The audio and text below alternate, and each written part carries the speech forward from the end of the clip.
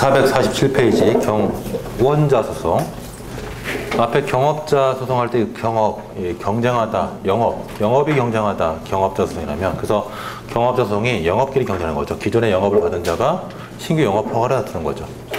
그에 반해서 경원자 소송할 때 이 원은 소원, 신청, 그래서 이제 양자의 신청이 경합을 해서 일방이 받으면 한 명이 못 받는 관계가 돼버릴 때, 이게 경원자 소송이죠. 자, 경원자 소송은 수인의 신청을 받아서 일부에 대해서만 인허가가 나왔을 때 못 받은 사람들이 다투는 소송을 말하죠. 자, 키워드가 세 번째 줄 배타적 관계. 뭐 좋은 말이죠. 배타적 관계라고 하지만 실제는 뭐 이걸 우리가 달리 해석하면 네가 죽어야 내가 산다, 뭐 그런 관계가 되겠죠. 그래서 이런 배타적 관계 있기 때문에 타인의 허가에 대해서 다툴 자격을 인정해야 된다 라는 거고요. 판례도 보시면은 뭐 경원자 관계라는 것이 확인이 되면 바로 원고적 적격이 있다. 경원자 소송에서는 뭐를 고려하지 않죠. 처분의 어떤 근거 법률이 뭐 어떤 과당 경쟁으로 인한 경영의 불안이 방지한다, 뭐 이런 취지, 즉 처분의 근거 법률 입법 취지 이런 거 전혀 안 보죠.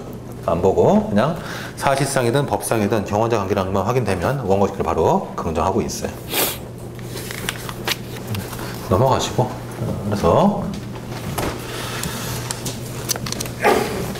그러면 뒤에 문제 중에서 2008년 행시 문제를 풀어보십시다. 448페이지.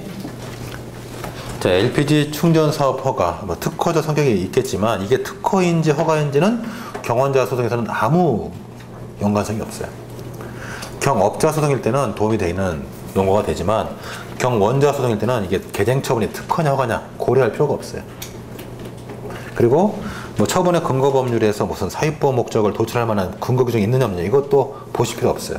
없고 그냥 읽어보다가 경원자 관계로만 판단될 수 있는 그런 구조가 보이면 단순히 그냥 둘이 배타적 관계 있다, 원고적격 긍정하겠다 이렇게 쓰시면 되죠. 자, 보시면 LPG 충전사업 허가가 있었고 갑의 신청은 거부됐고 을의 이제 병의 신청이 인용이 됐는데 거기 세 번째 줄에 보니까 관련 법령에 따르면 을 시장의 관할 구역에는 한 개소의 LPG 충전 사업 허가만 가능하다. 자, 이게 바로 영업소 제한 규정이죠. 우리가 영업소 제한 규정 또는 거래 제한 규정이 있을 때 이것이 바로 경원자인지 경업자 문제인지는 좀 더 읽어봐야 되죠. 그래서 이런 영업소 제한 규정을 바탕으로 해서 기존 영업 허가를 받은 사람이 있었는데 신규 영업 허가 위법해서 또 나온다. 그러면 이제 그때는 경업자 소송의 문제가 되겠고, 이렇게 영업소 제한 규정이 있고 동시에 또 이시에 신청했는데 한 명이 받으면 못 받은 사람이 소송을 제기한다. 이건 경원자 소송이죠. 다시 한번, 그러니까 이런 거리 제한 규정이라든가 영업소 제한 규정이 있을 때 여러분이 단정하지 마세요. 경업자다, 경원자다 단정하지 마시고 거리 제한 규정을 딱 보시고 좀 더 읽어보다가 기존에 뭐 예를 들면 영업소 제한 규정 바탕에서 기존에 영업 허가를 받은 자가 있었고 이 규정을 위반해서 신규 영업 허가가 또 나갔다. 이럴 때 결국 기존업자가 다투는 소송은 경업자 소송이고, 그 다음에 만약에 이런 영업소 제한 규정이 있는데 뭐 갑을 둘이 동시에 신청했다, 한 명 받았다, 못 받은 자가 소송을 제기한다, 경원자 소송이죠. 자, 그러면 경원자 소송의 문제고요. 그러면서 이 문제도 사실 조금 출제상의 오류가 있어요. 잘못 출제한 부분이 있어요. 어떤 게 오류냐? 관련 법령에 따르면 을시장의 관할 구역에는 한 개소의 충전 사업 허가만 가능하다. 이제 이걸 바탕으로 경원자다라는 걸 판단할 거고요. 그 다음에 두 번째가 충전소 외벽으로부터 100m 이내에 있는 건물주의 동의를 받도록 하고 있다. 그런데 병은 동의를 얻지 못한 상태에서 허가를 받았다. 갑이 소송을 제기하는 거죠. 이 문제 출제 우리는 갑이 건물주로부터 동의를 받았는지 안 받았는지 또는 동의를 받을 필요가 있는 사람인지 없는 사람인지 이거에 관한 설명이 없는 게 이게 출제 오류예요. 왜냐하면 이 소송을 제기하는 갑이죠. 갑이 지금 100m 이내에 있는 건물주의 동의를 받을 필요가 없거나 또는 동의를 받았다면 그렇으면 결국 을의 병이죠. 병의 허가가 취소가 되면 갑이 허가를 받을 수도 있죠. 다시요. 천천히. 지금 설문에는 병이 지금 건물주 동의를 받지 못했다라고만 돼 있는데 만약에 갑이 건물주의 동의를 받았거나 또는 받을 필요가 없어요. 100m가 벗어나 있어가지고. 자, 이렇다면 이럴 때에는 갑 입장에서 병의 허가가 취소가 되면 갑이 허가를 받아올 수 있죠. 받을 가능성이 있죠. 소송을 제기할 필요가 있죠. 그런데 만약에 갑이 뭐 100m 이내 건물주 동의를 받아야 되는데 안 받았다. 갑도 안 받았다. 그러면은 갑 입장에서 병의 허가를 취소한다 한들 갑이 허가를 받을 수는 없잖아요. 그러면 소송을 제기할 필요가 없죠. 소액이 없는 거죠. 없는 거죠. 문제는 소액까지 물었거든요. 그러면 그 얘기가 나왔어요. 사실 그것도 출제 오류예요, 조금. 문제들을 막 내죠. 예. 자, 어쨌든 그래서 뭐 우리가 많이 아니까 이제 그런 걸 다 감안해서 너희가 지금 출제 잘못 냈으니까 그걸 감안해서 풀어주겠다 그런 얘기로 하실 사람이 있을까요, 진짜? 예. 하여튼 뭐 그렇게 알고 좀 보자고요. 자, 문제 읽어봅시다. 을시장의 병에 대한 허가 처분에 대해서 이제 갑은 취소 소송을 제기할 수 있는가? 무슨 문제인가요? 소를 제기할 수 있는가? 그죠? 소송 조건 전반을 물어봤죠. 그러면 일단 경원자 소송에서는 두 가지가 쟁점이 돼요. 원고 적격도 쟁점이고 소의 이익도 쟁점이에요. 잊지 마세요, 꼭. 경원자 소송을 문제를 제대로 출제하면 이 두 가지를 같이 내게 돼 있어요. 이유는 제가 설명이 드렸죠, 방금 앞에. 왜 그런지. 자, 그러면은, 자, 일단, 문제점에는 뭘 쓰면 될까요? 취소 소송의 제기가 적법하기 위해서는 처분 등을 대상으로 처분의 취소를 구할 법리성이 있는 자가 처분청을 상대로 해서 적법한 제소기간 안에 전심조사를 거친 후에, 전심조사를 요구할 때는 전심조사를 거친 후에 피고의 소재를 담당하는 행정법원에 소송을 제기하면 될 것인데, 설문의 경우는 처분의 상대방이 아닌 제3자가 소송을 제기하는 경우므로 원고 적격이 인정되는지가 문제되겠고, 그 외에 이 지금 소송을 제기하는 자가 이 소송을 제기할 실익이 있는지, 즉 소액이 문제가 된단 말이에요. 이렇게 쓰고 이제 원고 적격 들어가서 원고 적격의 기본적인 원고 적격의 원고 적격이라는 것은 원고가 소송을 제기하는 자를 말하니까 결국 소송을 제기해서 본안 판결을 받을 자격을 원고 적격이라 하고, 그런 원고 적격에 대해서 우리 행서법 12조가 이렇게 정하고 있죠. 그에 관한 해석에 대해서 법률상 이익에 관한 해석론이 있는데, 결국 이 법률상 이익이 무엇이냐에 대해서 견해들이 있지만 우리 판에는 처분의 근거법률 또는 관련 법률에 의해 보는 개직구다, 개별적이고 직접적이고 구체적이다 라고 보고 있죠. 그 얘기 쓰고, 특히 우리 판례가 경원자 소송 같은 경우에는 일단 서로 배타적 관계에 있기 때문에 처분의 상대방이 아니라 할지라도 다툴 원고적이 있다라고 판시하고 있죠. 그런 얘기를 또 쓰고 이제 설문에 들어가면 을시장의 관할 구역에는 한개소의 LPG 충전 사업 허가만 가능하기 때문에 결국 법상 이 갑과 병은 경원자 관계에 서 있죠. 일방이 받으면 나는 한 못 받죠. 그래서 결국 타인의 허가를 다툴 원고 적격이 있다. 적격이 있다까지 끊고. 자, 이런 문제는 소액을 빼먹으면 안 되죠. 이게 실제로 배정기준표를 보면은 일단 원고 적격이 15점 이상이었고, 그 다음에 소액이 거의 10점 이상이었어. 10점 가까이. 나머지 묶어가지고 이제 한 5점 했고. 자, 그러면은 협의 소액이 지금 뭐냐? 왜 어떤 관점에서? 자, 갑이 소송을 제기해서 승소 판결을 받았을 때 항상 소액은 가정하거든. 가정. 소송을 제기해서 승소 판결을 받았다고 가정했을 때 회복되는 이익이 있느냐? 주간 소송이니까. 있느냐? 아까 설명했죠. 만약에 갑이 100m 이내 건물주의 동의를 받았거나 또는 100m 벗어난 지역이기 때문에 받을 필요가 없는 자라면 당연히 소송을 제기할 이익이 있죠. 그러나 갑이 100m 이내에 있는 건물주의 동의를 받아야 함에도 불구하고 못 받았다. 그러면 결국 병의 처분을 취소한들 갑에게는 돌아갈 가능성은 없잖아요. 갑도 못 하잖아요. 그러니까 소액이 없는 거란 말이죠. 그런 얘기를 쓰는 거죠. 그래서 소액이 인정되는지, 이건 협의 소액이 간다는 얘기를 나중에 좀 이따 배울 거니까 그 얘기를 쓰고, 자, 그 나번의 경원자 소송의 경우, 이게 판례가 쓰는 표현이에요.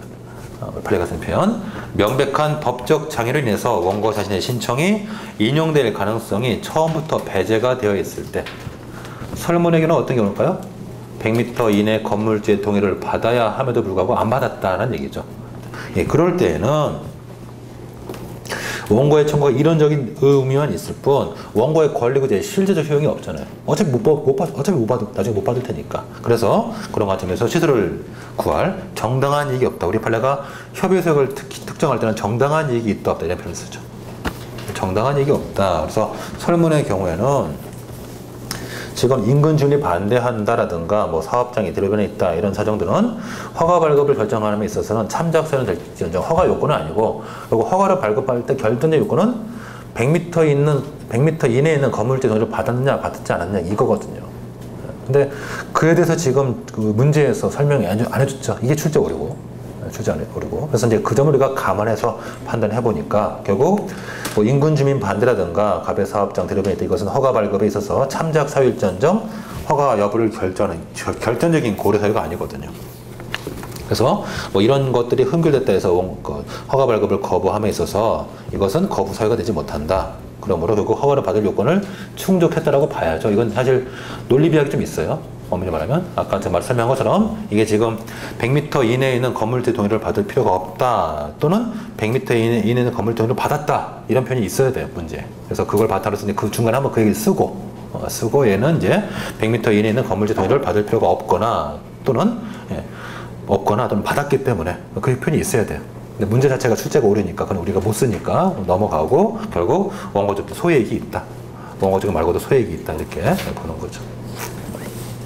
자, 한번 설명에 저기 있었는데 한번 예를 한번 들어보자고. 예를 들면 자, 값이 있고 x가 있고 x, y, z. 여러분들 여러분들 중에 이제 자녀가 있거나 이제 삼촌뻘이신 분들은 이 x, y, z를 보면은 소름이 끼치죠. 머리가 핑핑 돌고. 또봇의 x, y, z가 합해지면 이제 트라이톤인가 하여튼 쿼트론인가 뭐가 돼가지고 또 이렇게 로봇 다 쁜 놈들이야, 하여튼. 알파벳 다 나오게 생겼어, 지금. 그래서 로봇가 한 30몇 개, 40몇 개 나오는데 더 나오게 생겼어요. 이런 거 참 상술 대단하죠. 자, 어쨌든 이제 그냥 편의상 x라 합시다. 그래서 여러분이 삼촌뻘도 안 되는가 보구나. 조카도 아직 없죠. 예. 하여튼 나중에 이제 어린이날 때 많이 시달릴 거예요. W, X, Y, Z, 그 다음에 K, 이렇게 Y 해가지고 합치고 해서 트라이톤, 트라이탄, 커튼, 별 5만 가지 로봇가 나오는데 미칠 것 같아요. 아주. 집안 다 거덜 먹죠. 자, 예를 들어 봅시다. 이제 가정해 볼게요. 값이 우선순위 결정을 받았다 해봅시다. 그리고 이제 X가 1순위, Y가 2순위, Z가 3순위 라 해봅시다. 그러면은 자, 이때 이제 만약에 Z가 저 우선순위 결정 취소 소송을 제기한다.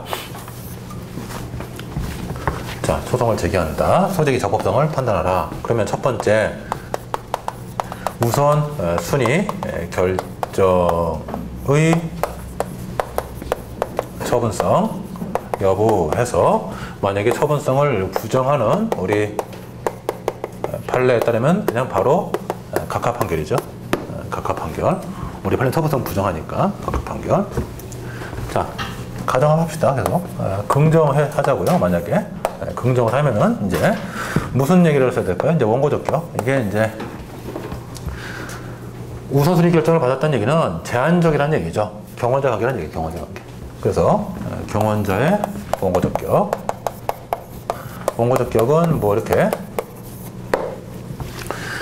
예를 들면 이렇게 영업수 제한 규정 등이 있었겠죠. 영업허가 제한 규정도 있으니까 그걸 바탕으로 이제 따져보면 되겠고, 자, 이걸 원고적격을 긍정한다. 서로 배타적 관계니까 긍정한다. 했을 때 물론 이제 부정되면 각하되겠지만 부정할 일은 없을 거고, 이때 뭘 써야 돼요? 소액. 그래서 만약에 X라면은 소액이 있죠. X라면. 그러나 Z니까 소액이 없죠. 어차피 Z 입장에서 우선순위 결정을 취소한다 한들 자기에게 오는 게 아니고 남한테 가잖아요. 그래서 일단은 결국 소액은 부정되겠죠. Z니까. 그래서 각하되겠죠. 그래서 이렇게 풀 수 있는 거예요. 그냥 한번 생각해 본 거예요. 가정에서. 물론 판례에 따르면 처음부터 그냥 소재기 부적법 하겠죠. 각하 대상부터 안 되니까. 어쨌든 간에 각하된다라는 얘기지만 이렇게 풀어봤고요. 그 다음에 이제 밑에 2011년 사실 문제는 넘어갑시다. 왜냐면 왜 넘어가냐면은 위에 행시 문제처럼 소재기가 적법한 이렇게 물었어야지 문제가 제대로 출제된 건데 밑에 문제는 사실 이거 누가 냈는지 모르겠지만 이 문제는 정말 좀 바보같이 문제를 냈어요. 왜냐하면 자 한번 읽어보자고요. 지금 본문을 보면 잘 쓴 것 같아요. 개발제한 구역 지정 내 개발제한 지정에 관한 법률에 따라서 지금 가스 충전소 허가 기준으로 하는 배치 계획을 고시했고 A하고 B가 각각 신청했는데 결국 하나만 줄 수밖에 없단 말이죠. 하나밖에 못 받는데 이제 둘이 신청했으니까 경원자 관계죠. 그래서 한 명이 받았고 못 받은 사람이 나왔어요. 1번 A는 우선순위자 결정의 하자를 주장하면서 저라면 이 문제를 우선순위 결정에 취소를 거는 소송을 제기했다. 소재기가 적법한 이렇게 물었으면 이건 진짜 좋은 문제예요. 근데 이 문제를 내신 분이 무슨 생각이 있었는지 몰라도 문제를 좋게 내다가 말았어요. 우선순위 결정을 하자를 주장하면서 뭐라고 써서 뒤는 건축허가 취소소송을 제기했다. 그러면 우선순위 결정이 처분인지 아닌지 이것도 못 쓰잖아요. 이것도 지금 못 쓰게 됐고 이건 아무것도 아닌 문제가 돼버렸어요. 그냥 건축허가에 대해서 취소소송을 제기했다. 경원자 관계다. 원고적이 있다. 끝. 뭐 쓸 말이 없는 문제가 돼버렸어요. 문제 자체가 좀 잘못 나온 거예요. 잘못 나왔다기보다 좀 너무 쉽게 낸 거죠. 쓸 말이 없어요. 뭐 더 쓸 게 하나도 없어요. 그래서 오히려 제가 문제를 낸다면 우선순위 결정의 하자를 주장하면서 취소소송을 제기했다. 소제기가 적법한가 이렇게 내버리면 이제 첫째 우선순위 결정이 처분이냐 아니냐 판례에 따른 처분이 아니니까 바로 각하인데 뭐 그렇게 해가지고 문제를 15점씩 내주는 않을 테니까 그러면 가정에서 만약 처분성이 있다라고 가정했을 때 원고적격이 경원자니까 인정이 된다. 다만 소액이 문제가 되겠다. 이렇게 문제를 풀어나갔어야죠. 그렇게 문제를 냈었어야죠. 조금 문제 자체가 조금 좀 부족하게 출제가 된 것으로 보여져요. 넘어갑시다. 449페이지.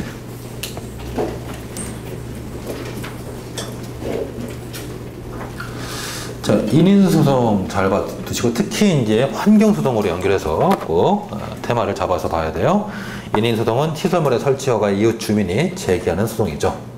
뭐 건축 허가를 가비받았는데 우리 소송을 제기한다 뭐 이런 것들이라든가 특히 요즘 최근에 대부분은 환경소송에서 환경영향평가 대상지역이 설정이 되거나 또는 일정한 영향권이 설정이 됐을 때 그런 대상지역 안, 영향권 안에 있는 자들의 경우는 원고적격이 있다고 사실상 추정해주죠. 그러므로 이런 지역 안에 있는 자들은 특별한 경우 아니면 인정이 되는 거예요. 그러나 환경영향평가 대상지역 바깥에 있거나 영향권 바깥에 있는 자들은 자신이 법률상에게 침해를 받고 있다는 것을 입증을 해야 되는데 입증이 쉽겠냐고요. 입증 거의 못하죠. 그래서 거의 원고적격을 부정받는 일이 대부분이에요. 그래서 보통은 대상지역 안에 있으면 인정받고 바깥에는 부정되는데 우리가 이제 기억할 것은 환경영향평가 대상지역 안에 있음에도 불구하고 부정당한 사람들, 바깥에 있음에도 불구하고 인정받은 사람들, 이런 예외적인 것들만 기억해야죠. 자, 그러면 그런 맥락에서 한번 보십시다. 밑에 449페이지에 있는 그 판례가 그 유명한 새만금 사건이죠. 인인소송, 특히 환경소송에 있어서 가장 주도적인 리딩 판례죠. 그래서 아까 설명했던 환경영향평가 대상지역 안팎을 안가 밖으로 완전히 구분해가지고 이제 그런 판례 법리를 발전시켰고, 자, 넘어가 봅시다. 자, 판례 2번과 판례 3번을 좀 특징 지어서 봐야 돼요. 판례 2번의 특징은 특히 판결지 2번에 있는데 얘는 환경영향평가 대상지역 또는 영향권 내에 거주함에도 불구하고 원고적격을 부정받은 사람이죠.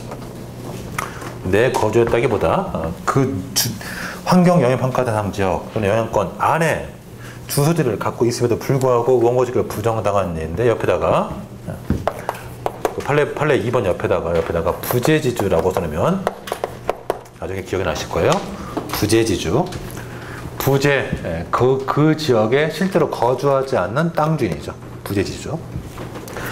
이런 일이 종종 발생하는 게 왜냐면 우리가 보통 소송을 이제 환경소송을 수행한다 하면 세를 과시하려고 막 원고를 막 수십 명, 수백 명, 수천만 모으잖아요. 막 그냥 모으잖아요. 막 모으는 과정 속에서 그냥 그 동네 주소지 있는 사람 다 끌어모은단 말이죠. 그러다 보니까 거기에 주소지 있는데 안 살아요. 그런 사람들도 막 들어간단 말이죠. 근데 이렇게 원고적격이 있는지 없는지 색출하는 것이 왜 의미가 있을까요? 나중에 이것을 손해배상의 문제로 귀결시킬 때 이때 사실 문제가 되거든요. 그래서 이제 이 부분이 상당히 중요한 거예요. 그래서 실제로 사실 이 환경소송은 이 민사소송과 행정소송이 결부돼 가지고 보통 많이 수행이 되기 때문에 이 행정소송에서 원고적격이 있냐 없냐가 나중에 손해배상을 청구할 때 손해배상 청구할 때 그때 배상을 줄 거냐 말 거냐가 또 귀결되거든요. 그래서 이게 문제가 되는 거예요. 자, 그러면 자, 그 판례 2번의 두 번째 판결例 2번. 환경상 이익에 대한 침해 또는 침해 우려가 있는 것으로 사실상 추정돼서 원고적이 있는 사람에게는 쭉쭉 나오다가 그러나 단지 영향권 내의 건물, 토지를 소유하거나 이게 이제 부재지주죠. 부재지주는 원고적격 인정 안 된다. 뭐 옆에 있는 환경상 이익을 일시적 향유한 이건 우리가 쉽게 알 수 있는 여행객들이니까 뭐 당연히 부정되겠지만 부재지주가 모인 포인트죠. 왜냐하면 실무상 그렇죠. 환경 영향평가 대상 지역이라든가 영향권이 설정이 되면 그 대상 지역 안에 있다라는 것을 우리가 소장을 내면서 보통 증거서류로 그 등본을 붙인단 말이에요. 그러면 등본 주소지를 보고 대상 지역 안에 있으니까 원고적이 추정이 된단 말이죠. 추정되는데 이때 피고가 그 중에 얘는 부재지주다. 실제로 안 산다. 이걸 만약에 증명하면 원고적이 부정된다는 얘기죠. 자, 넘어가시고 판례 3번도 특징이 있죠. 아주 중요한 판례죠. 얘는 대상 지역 바깥에 있음에도 불구하고 원고적격을 긍정했기 때문에 아주 중요한 판례고, 이거는 옆에 키워드를 우리가 기억하기 위해서 이렇게 송수관이라고 그냥 키워드를 적어둡시다. 이게 실제로 시험장 가면은 이렇게 키워드가 떠올라야지 답을 쓰거든요. 연상하기 위한. 자, 왜 그러냐면 이것은 보시면 자, 김해 지역, 김해, 양산, 부산이 나오는데 지금 김해 지역에다가 공장 설립 허가를 해줬더니 그 공장 옆에 바로 치수원이 있어가지고 거기서 물을 끌어내가지고 지금 양산시, 부산시에 공급한단 말이죠. 그러면은 송수관으로 물을 끌고 가니까 똑같은 물을 먹는 거죠. 거리가 아무리 멀어도. 그래서 먼 거리에 있는 부산시 또는 양산시에 거주하는 주민들이 원고적격을 인정받았던 얘기죠. 입증하기 쉽죠. 그죠? 거리가 아무리 멀어도 100km 전에 떨어진 물하고 지금 내가 먹는 물하고 똑같은 물이잖아요. 똑같은. 뭐 중간에 물이 섞이거나 그러진 않으니까. 하수도가 아니니까. 상수도니까요. 그래서 상수도이기 때문에 원고적 입증이 쉬웠던 예예요. 그래서 입증에 성공했던, 뭐 제가 알기로 유일한 사건이에요. 대상지역 바깥에 있음에도 불구하고 이 원고적 입증에 성공했던 유일한 사건이죠. 자, 이 판례 두 개 잘 기억해 두시고. 그 다음에 이제 판례 4번은 납골당 최근에 이제 많이 사설단지에서 많이 설치하죠. 뭐 교회라든가 절에서 많이 설치하시는데, 이런 납골당 설치가 신고가 들어가서 수리가 됐을 때 우리 판례는 납골당 설치 신고를 일단 수리를 요하는 신고로 보고 그 수리를 행정처분으로 보기 때문에 이웃 주민 다툴 수가 있는 거죠. 그래서 쟁점이 두 가지예요. 납골당 설치 신고 수리가 처분이다. 즉 납골당 설치 신고가 수리를 요하는 신고로서 그 수리가 처분이다. 이건 앞에서 봤었죠, 우리가 신고할 때. 그리고 그러면 그 수리가 처분이므로 처분에 제3자가 다툴 수 있는 거죠. 소송을 제기할 수 있는 거죠. 그게 판례 4번인데, 납골당 설치와 관련된 사설 납골당과 관련된 장사법의 규정을 보니까 납골당으로부터 500m 안에 20호 이상의 인가가 있을 때는 납골당 설치 신고 수리를 제한한단 말이죠. 제한하게 돼 있어요. 그러면 그 규정의 입법 취지는 단순히 공익만을 보는 것이 아니고 그 대상적 안에 있는 자들의 어떤 환경상 이익도 보호하는 것으로 볼 것이다. 그래서 원고적격을 긍정했던 사건이죠. 네, 쟁점 두 가지예요. 납골당 설치 신고가 수리를 요하는 신고이기 때문에 그 수리가 처분이다 라는 점과, 또 하나의 쟁점, 그 다음에 원고적격 처분의 상대방이 아닌 제3자가 소송을 제기했기 때문에 원고적격 문제죠. 실제는 하나 더 있어요. 본안에 가면은 우리 판례가 납골당 설치 신고 수리에 대해서 이걸 기속재량으로 기속재량을 보기 때문에 아주 중대한 공익상의 필요가 아니면 무조건 이 수리를 해야 돼요. 수리 거부하면 무조건 위법한 거예요. 그런 것도 사실 여기서 문제가 됐긴 했는데 이제 여기는 이제 안 나와 있죠. 판례 찾아보시면 그것도 있어요. 납골당 설치 신고 수리가 기속재량이다라는 것을 우리가 한번 본 적이 있죠. 지나가다가 신고 파트에 가면 있어요.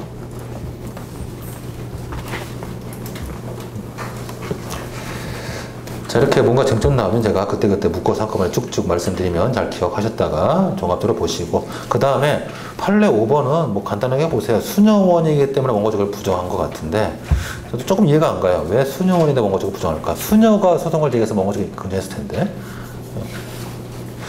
참 이해가 안 가요. 좀 안 가는데 뭐 아마도 그냥 보이면 전 조금 의아한 거는 이제 이해가 되는 것은 이게 이제 잼 공장에 대해서 이제 다투는, 잼 공장 설치학을 다투는 거기 때문에, 잼 공장에서 뭐 냄새 나봐야 좋은 냄새니까. 그래서 그래서 이제 뭐 원고적 기억을 부정하지 않았나 생각도 들고, 하여튼 별 오만 가지 생각이 왔다 갔다 해요. 뭐 잼인 수녀분들 근데 왜 부정했을까? 조금씩 궁금하죠. 그냥 뭐 간단하게 보세요. 뭐 어떤 기억할 만한 건 아니고 그냥 재미삼아서 그런 거고요. 자, 2006년 입법고시 문제, 뭐 가장 기본적인 문제죠. 환경영향평가 대상 지역이 설정이 됐을 때 영향권 아니냐 바깥이냐. 그래서 설문의 경우는 바깥이죠. 바깥의 경우로 자신이 법률상 이익에, 즉 환경상 이익에 침해를 받고 있다라는 것을, 또는 받을 가능성이 높다라는 것을 입증해야 되는데, 입증이 용이하지 않죠. 입증해야 되는데 입증이 용이하지 않죠. 그래서 입증하면 원고적이 인정될 수 있겠는데 쉽지는 않을 거예요. 자, 그 다음에 4번에 넘어가지 마시고 4번에 기타 중요 판례 중에 거기 1번 판례가 있는데, 요게 지금 제가 이제 원고적 격에다 써놓은 이유가 있어요. 자, 요 1번 판례를 우리 한번 공부해 보실 텐데, 이게 어디 있냐면은 앞으로 돌아가셔가지고 426페이지로 가세요. 제가 아까 이거 한다고 그랬는데 그거 지금 하는 거예요. 426페이지. 426페이지 위에 판례가 하나 있죠. 그 판례 426페이지 426페이지 두 번째 판례, 위에 건 안 했고 아래 거 안 했잖아요. 426페이지 아래 거 판례. 자, 그걸 보십시다. 자, 이런 사실관계인데 이거 아주 중요한 거니까 좀 잘 봐주세요.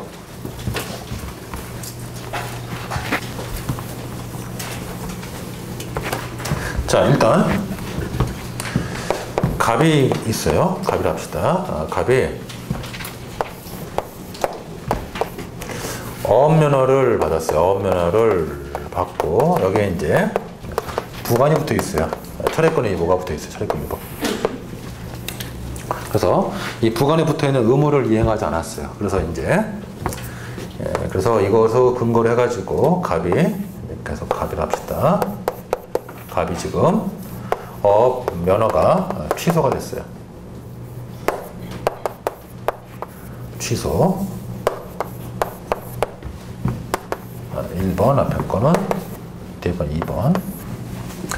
어업 면허에 붙어 있는 부관이 있었는데 그 부관을 위반해 가지고 어업 면허를 취소당했어요. 그러니까 이렇게 붙어 있었겠죠. 어업 면허가 있고 어업 면허에다가 이제 부관으로서 뭐 어떤 부담등을 붙여놓고 하지 마라 하고 철회권 유보까지 붙여놓죠. 그거 위반하면 철회할 거다. 그래서 실제로 그 부관에 붙어 있는 부담을 위반해서 철회권 유보에 따라 가지고 철회당한 거예요. 어면은 취소당했죠. 취소당했어요. 그러니까 이 갑이 이제 뭐 하냐면 갑이 이건 행정청이고요. 제가 특별한 뭐 행정청. 그래서 이 갑이 행정심판위원회라는 곳에다가 이제 3번 취소 심판을 제기하죠. 어업면에 대한 어업면허 취소에 대한, 여기다 쓴 게 낫겠네요. 이거 지금 여기다가 놔두세요. 예. 그래서 어업면허 취소됐으니 취소 심판을 제기하죠. 그랬더니 이제 이 소청 행정심판위원회에서 이거를 자, 어업면허 취소해서 취소 심판을 제기했는데 이걸 이제 취소하는 재결을 한단 말이에요. 어업면허 취소를 취소하는 제를 하니까, 자, 이제서야 나타나. 이제서야 누가 경업자 또는 경쟁자에 해당하는 이제 의리 요 취소 재결에 대해서 5번 저 취소 소송을 제기했던 그런 사건이에요. 여기 이제 이런 구도예요. 아주 좀 재밌죠. 그러면 우리 문제를 풀기 전에 조금 중요한 것들을 한번 보십시다. 자, 이 어업면허 취소는 법적으로는 철회죠. 그죠? 후발적 사정의 원인 돼서 부관을 위반했다는 후발적 사정 원인 돼서 효력을 제거했으니까 철회죠. 자, 취소 재결은 당연히 형성력이 있죠. 그죠? 얘는 취소 재결에서 취소는 형성력이 있고, 그죠? 형성 재결이니까 형성력이 인정되고, 그 다음에 취소하는 거, 이거 말 그대로 취소죠. 소급표도 있죠. 그래서 형성력과 소급표가 인정돼요.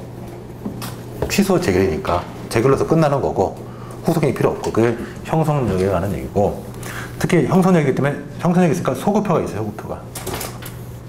소급표. 형성력에 한 일종으로 소급표가 있어요. 소급표. 자, 그러면은 자, 보자고요. 어업면허가 있었는데 어업면허가 효력이 제거됐어요. 장례적으로 제거됐고, 이것에 대해서 갑이 다투었고, 취소하는 재결이 나오면 소급표가 있으니까 어업면허 취소 처분은 처음부터, 자, 소급표 때문에 얘는 결국 뭐가 되죠? 얘는 이 어업면허 취소는 처음부터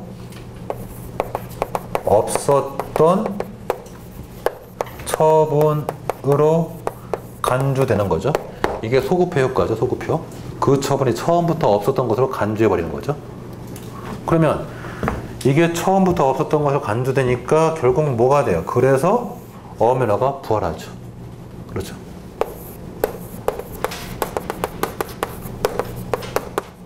부활하는데, 어업면허가 부활하는데, 이건 부활은 결국 뭐야? 어업면허가, 다시 한 번 하면, 어업면허가 처음부터 유효한 것으로 보겠다는 얘기죠.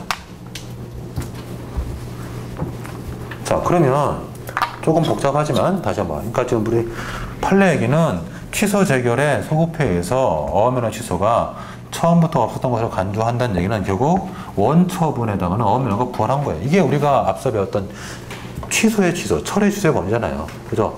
수익행정 처분이 철회가 됐다가 다시 취소가 되면 원처분이 부활한다. 원처분이 부활하는데 원처분이 언제부터? 처음부터 유효한 걸로 보겠다. 이거잖아. 이게 철회 취소 우리가 했잖아요. 수익적 처분의 철회 취소. 그거하고 똑같은 범위죠. 똑같은 거죠. 그죠? 다만 이거는 쟁송 취소일 뿐이고. 그리고 우리가 앞서 교과서에서 수익적 처분의 철회 취소는 언제 배웠고, 이건 행정행위로 또 다시 취소하는 걸 봤던 거고. 어차피 행정행위 취소나 또는 쟁송 취소나 똑같단 말이죠. 자, 그러면은 이런 관계에서 결국 판례 얘기는 원래 어업면허가 부활됐으니까 을의 이익을 침해하는 것은 저 어업면허지 취소 재결이 아니다. 이 얘기예요. 판례 얘기는. 자, 그러면 이거를 우리가 어떻게 풀어볼 거냐. 소송의 대상의 문제냐. 자, 소송의 대상의 문제로 볼 것은 아니고, 소송의 대상은 사실 뭘 들고 와도 상관없겠고, 이거는 무슨 문제냐면은 취소 재결 때문에 을이 불이익을 받는 게 아니라 결국 어업면허 때문에 불이익을 받는 거다라는 얘기, 을의 입장에서는. 저게 부활하니까. 그러면은 요거는 결국 소송의 대상을 어떤 걸로 볼까에 따라서 그건 뭐가 돼? 얘가 을이 불이익을 받느냐 안 받느냐 차이가 나타나는 거죠. 취소 재결은 아무런 불이익을 주지 않고 저 앞에 게 준다는 얘기예요. 그래서 저걸 다투라는 얘기죠.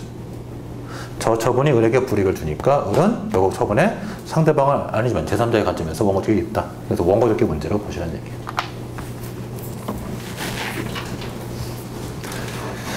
자, 426페이지를 읽어서 설명하면서 매치시켜 드릴게요.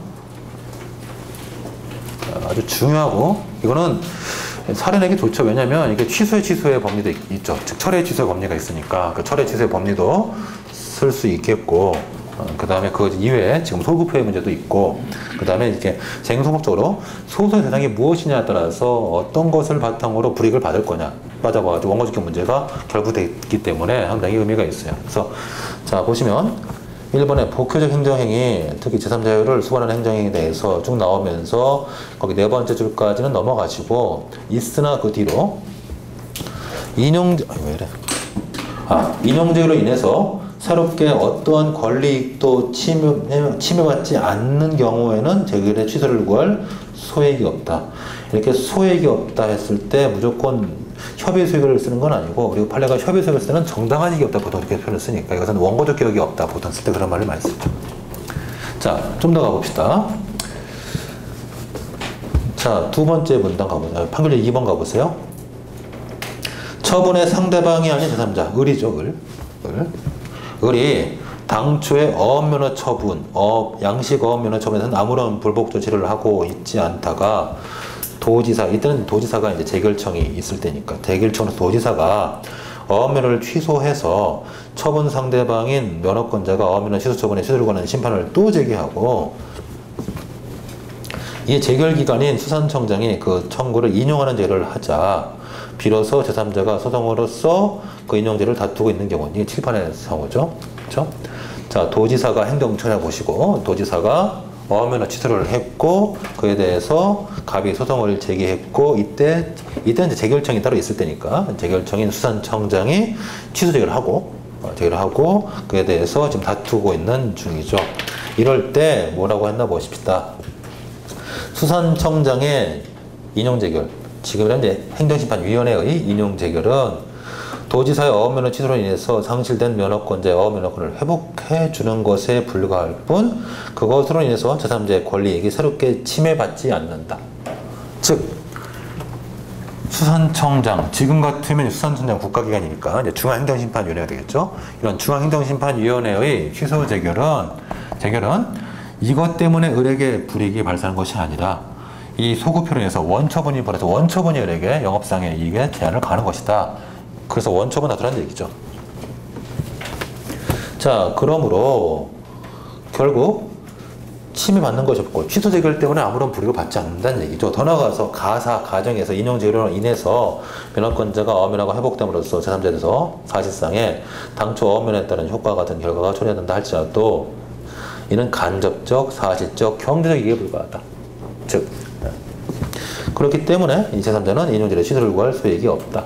결국 뭐야? 결국 이 얘기는 을은 4번을 다투지 말고 1번을 다투라는 얘기죠. 그래서 우리 판례 얘기는 이 취소 재결 취소성은 뭐가 없어서 소액이익이 여기 부정돼서 각하. 이때 소액은 엄밀히 말하면 협의 소유로 볼 수도 있고 원고적격으로 볼 수도 있어요. 어차피 결합된 얘기예요. 우리 판례가 이런 표현을 많이 쓰거든요. 가끔 원고적격의 문제인지 협의 소액의 문제인지 잘 자기도 판단이 안 될 때 그냥 뭉뚱그려 소액 이렇게 말하거든요. 뭉뚱그려 소액. 그래서 취소 재결을 다툴 이익이 없고 원처분을 다투어야 되니까 소액이 없다. 그러면 어떻게 하라는 얘기냐? 우리 판례 얘기는 결국 원처분을 하자는 어업면허에 대해서 어업면허 취소 소송을 제기하라 이런 얘기죠. 그러면 이 판례를 조금 더 분석하면 협의 수익 관점에서 본다면 우리 일반적으로 협의 수익을 논할 때 더 효과적인 권리 구제 수단이 있으면 그걸로 양보하는 거거든요. 그러면 그렇게 본다면은 취소 재결 취소성보다는 어업면허 취소성이 더 효과적인 구제 수단이니까 양보하는 차원에서 본다면 협의 수익이 없어서 소액이 없다 이렇게 볼 수도 있겠고, 또는 취소 재결로 인해서는 불이익을 받지 않고 어업면허 때문에 불이익을 받으니까 을은 처분의 상대방이 아닌 제3자지만 소송을 제기할 자격이 있다 이렇게 보면 원고적격의 문제를 볼 수 있어서, 그리고 취소 재결 때문에 불이익을 안 받으니까 원고적격이 없고 어업면허를 다툴 원고적격만 있다 이렇게 볼 수도 있는 거죠. 그래서 이 문제는 원고적격의 문제로 해석이 되기도 하고, 그 다음에 둘째 협의 수익의 문제로 해석될 수도 있고, 셋째 소송의 대상을 잘못 잡았기 때문에 대상적인 문제도 볼 수도 있어요. 그래서 우리가 이렇게 대상의 문제인지 원고적격의 문제인지 협의 수익의 문제인지가 혼동이 올 때, 결국 세 가지가 결합된 걸로 보일 때, 이럴 때는 우리 판례가 뭉뚱그려 그냥 넓은힘의 소액이 없다 이렇게 말한단 말이죠. 원래 넓은힘의 소액은 원고적격과 소의 대상과 그 다음에 협의 수익을 다 포함하는 개념이죠. 그래서 이렇게 쓰고 있으니까 이 판례는 저는 개인적으로 원고적인 문제로 보고 싶지만 우리 판례는 좀 종합적인 관점에서 판단한 것으로 보여져요. 그래서 이 판례를 같이 좀 보셨고요. 자, 다시 뒤로 가십시다. 그 다음에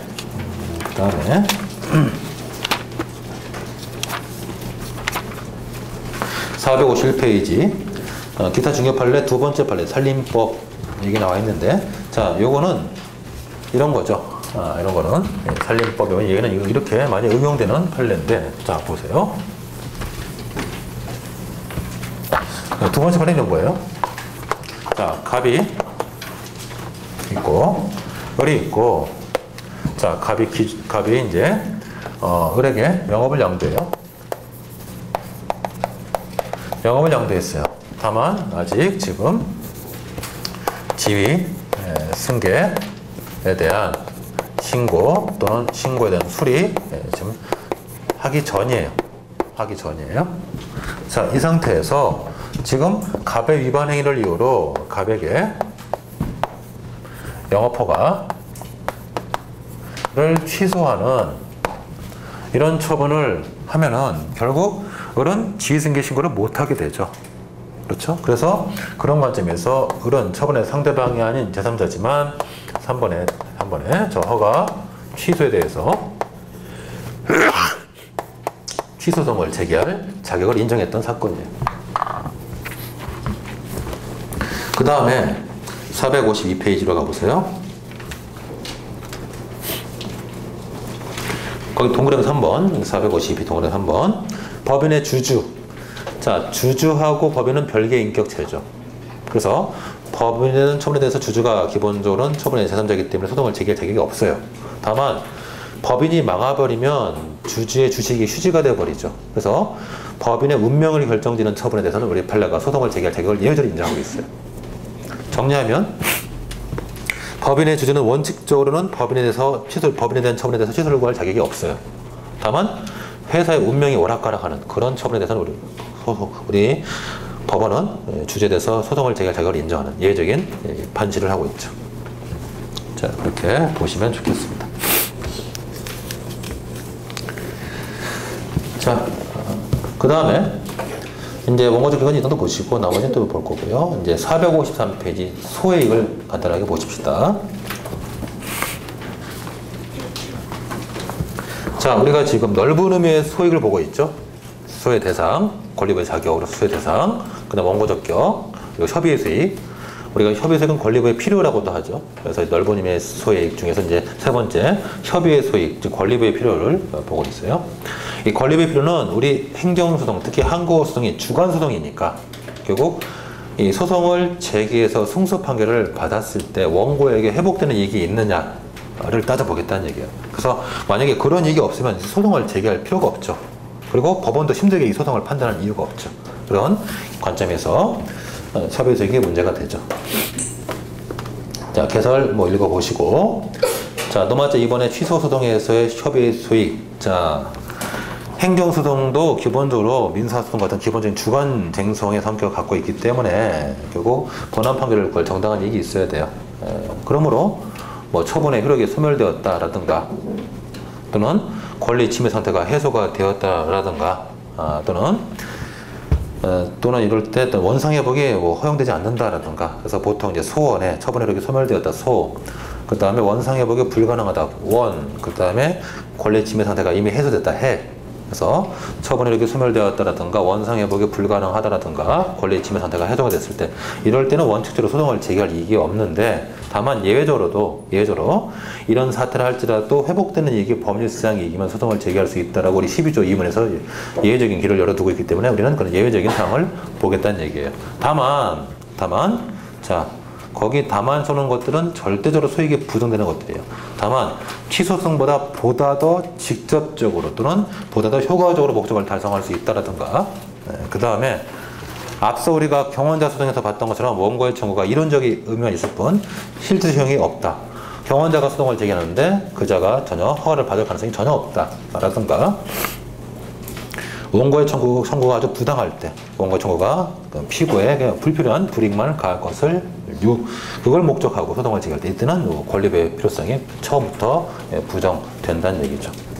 특히 거기 동그라미 2번이 아까 봤던 경원자 소송에서 소액과 연결되는 부분이에요.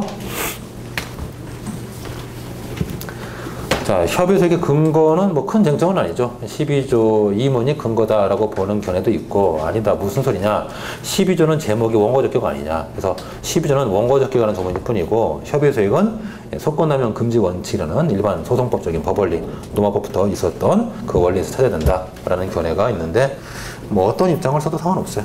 근거가 뭐가 됐든 그게 중요한 건 아니죠. 판단하고 있으니까 법원이. 자, 거기에 보면 이 3번의 12조 2문의 소송의 성격과 법률상 이게 의미가 있는데 이거는 어떤 취지의 얘기냐면은 넓게 보면 그 입법론 얘기, 입법론적인 얘기예요. 입법론. 자, 무슨 말이냐? 우리 12조를 보시면 12조 앞에 있잖아요. 12조. 12조 2문 해가지고 이게 12조 2문이죠. 취소소송 12조 2문 처분 등 효과가 기간의 경과 집행 그 밖의 사유로 인해서 소멸된 뒤에도 취소로 인해서 회복되는 법률상 이익이 있을 때는 또한 소송을 제기할 수 있다 이렇게 되어 있는데 이 조문에 대해서 이 조문이 문제가 있다라고 해서 시비를 거시는 분들이 있죠. 그래서 지금 우리가 하는 얘기는 입법론적인 얘기예요. 입법론적인. 특히 독일에서 공부하신 분들은 이 조문이 아주 뭔가 문제가 있다라고 봐요. 왜 문제가 있느냐? 자, 처분의 효력이 소멸됐으면 취소가 안 된다고 보는 거죠. 독일 행정법에서는 처분의 효력이 살아있을 때, 즉 공정력이 있을 때만 취소가 가능한 거고 처분의 효력이 이미 소멸되었다. 취소 못하는 거예요. 취소가 안 돼요. 효력이 죽었는데 뭘 취소해요. 그래서 걔네들은 계속 확인 소송이란 것을 입법을 해가지고 이렇게 처분의 효력이 소멸되었을 때는 그 처분이 위법했다라는 것을 확인하는 그런 확인 소송만으로만 권리 구제가 가능하도록 되어 있어요.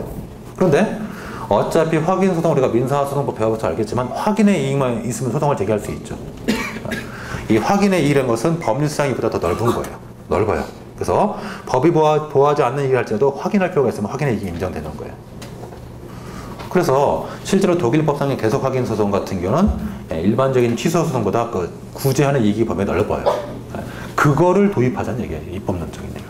그래서 기본적으로 12조 2문 자체가 조문이 하자가 잘못된 거다. 어떻게 처분의 효력이 소멸됐는데 취소가 되느냐? 취소가 안 된다. 이 조문 자체가 잘못된 거니까 조속히 이 조문을 폐지하고 12조 2문을 없애버리고 별도로 독립해서 조문 하나 만들어가지고 처분의 효력이 소멸됐을 때 위법성을 확인하는 취지의 위법 확인 소송을 두자라는 게 입법론적인 비판이에요.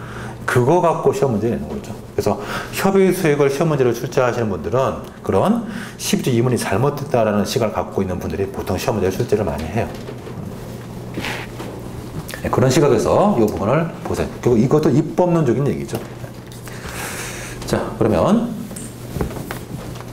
좀 설명해 드릴게요. 그래서 12조 2문의 소송의 성격, 법률상 이게 의미해서 자, 특히 가장 문제가 12조 2문에서 말하는 법률상 이런 문구가 이게 입법 과오냐 비과오냐 라는 얘기가 쭉 나오는데 자, 간단하게 좀 정리해 볼게요. 그래서 첫째, 일단 법률상 이익설은 12조 2문 자체가 별 문제가 없다라고 보는 사람들이에요.